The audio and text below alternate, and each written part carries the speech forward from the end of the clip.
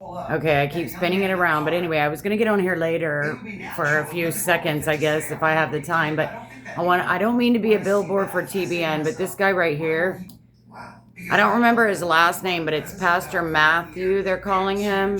Brown. Okay, he created the Dream Center. I remember I would be watching TBN when he was young, blonde, and having fundraisers for this Dream Center. And you ought to look it up if you don't know what it's about in LA.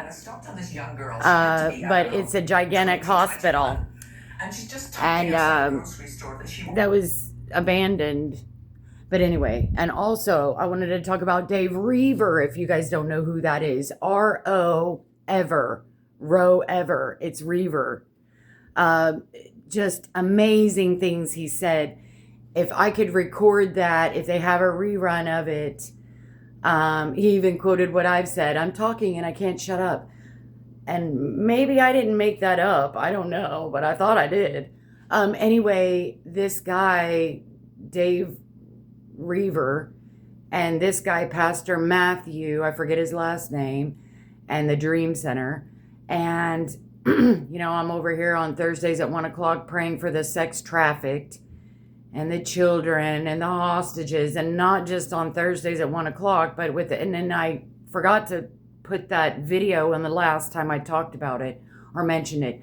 But anyway, I was just going to maybe get on here and pray and share a few scriptures and some videos. And yeah, I came in from walking the dog and saw this guy. And it seems like lately they are rerunning a lot of the older time from back when I watched it. So she's going to be having on here soon Nikki Cruz. And I watched Dave Wilkerson. I wanted to share one of his videos as well, because Pastor JD mentioned something for the second time in his sermon about when you go to church, you really expect it to be different. You don't expect it to look like a nightclub. And I agree. And then also Dave Wilkerson, I had heard a sermon before I had heard JD's about certain pastors making it look like a nightclub or whatever, or just heresy. Okay. And then I was going to go a little bit over heresy. That's really the big, I hate legalism and I hate sloppy believism, because the books of the Bible are neither, and neither one of those therefore should be peddled. All right, but I understand it's usually that way on these smaller channels that are just doing news perhaps, and they're just trying to get the gospel out, and then they get comments probably, am I really saved? It's like, look, I understand that when you doubt your salvation, you generally probably are saved, because that's how concerned you are. If you're not concerned, and you just got it for fire insurance, but when people don't see an immediate difference, sometimes they doubt, or when they see their same old slop, they're going back to the same old vomit, or they aren't, just things like that. And they're comparing themselves. Well, this person got saved and this is a transformation, la, la, la.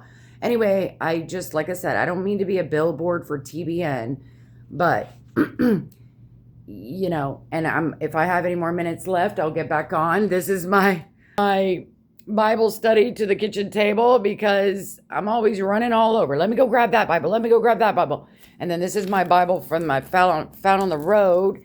And I found the pages, the other missing on 4th of July.